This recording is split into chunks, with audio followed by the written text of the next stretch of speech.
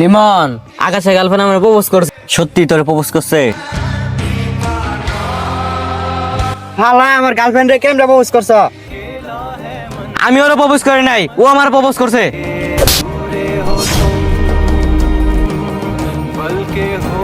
তোরে দিয়ে আমি আশা করি নাই, আজকের পর থেকে এই জায়গায় তোর আর আমার বন্ধুত্ব শেষ।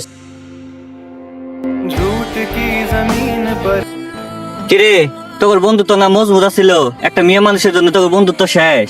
আরে ভাই, তুই চিন্তা ভাবতেছ ওটা না। আরে ভাই, একটা মেয়ে মানুষের জন্য ভাই ভাই মারামারি করে, আর ইন্দে তো একটা বন্ধুত্ব।